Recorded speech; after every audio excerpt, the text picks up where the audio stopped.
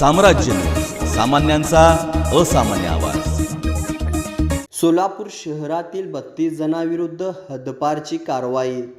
सोलापुरातील विविध गुन्हे दाखल असलेल्या 32 जणांना पोलीस प्रशासनाने लोकसभा निवडणुकीचे मतदान होईपर्यंत शहरातून हद्दपार करण्याचे आदेश काढले आहेत। यामध्ये मुस्लिम समाजातील नगरसेवक तौफिक शेख, तौफिक हत्तुरे, रियाज हुंडेकरी, गाजी जहागीरदार यांच्यासह इतर नेत्यांचा समावेश आहे।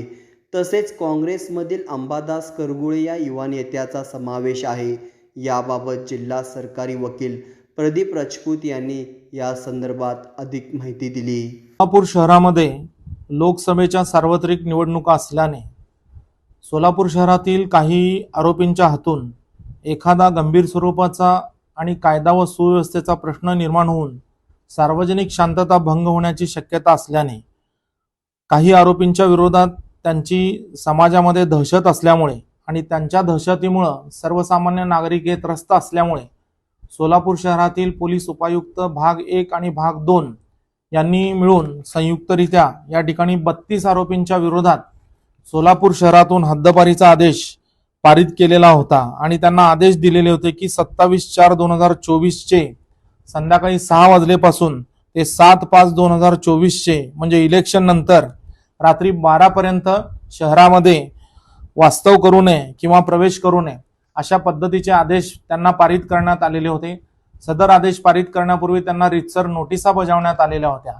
सदर आदेशाच्या विरुद्ध यातील आरोपी जवळपास 32 आरोपींनी, त्यामध्ये प्रामुख्याने रियाज हुंडेकरी, गाजी जहागीरदार, वाजिद सालार, आसिफ तुळजापुरे, तौफिक शेख, तौफिक हत्तुरे, अंबादास करगुळे, गौस नालबंद, अबू बकर नाईकवाडी यांच्यासह 32 आरोपींनी न्यायालयामध्ये धाव घेऊन या ठिकाणी यातील काही आरोपींनी पोलीस उपायुक्तांच्या आदेशाला स्थगिती देखील घेतली होती।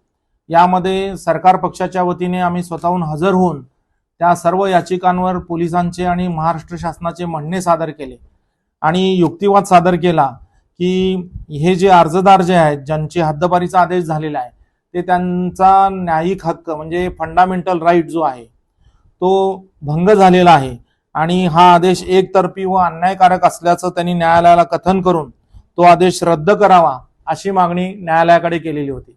परंतु सरकार पक्षाने याच्यामध्ये युक्तिवाद करत की लोकसभा इलेक्शन असल्यामुळं हे सदर आरोपी हे रेकॉर्डवरचे गुन्हेगार असल्यामुळं त्यांच्या विरुद्ध एक किंवा एकपेक्षा जास्त गुन्हे दाखल असल्यामुळं आणि त्यांची समाजामध्ये दहशत असल्यामुळं सार्वत्रिक निवडणुका शांततेत पार पाडणं शक्य नाहीये। त्यामुळं या सर्व आरोपींच्या विरोधात जो आदेश पारित केलेला आहे तो अतिशय योग्य, न्यायिक आहे। त्याच्यामध्ये कोणावरही कसल्याही प्रकारचा अन्याय झालेला नाहीये।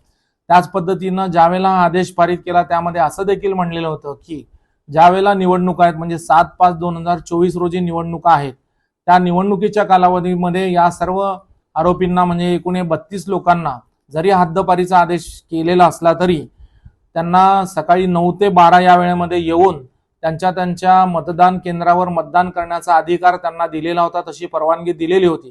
त्यामुळे त्यांचा कोणताही फंडामेंटल राईट या ठिकाणी ब्रीच झालेला नाहीये। हा आदेश जो आहे तो संविधानिक आहे।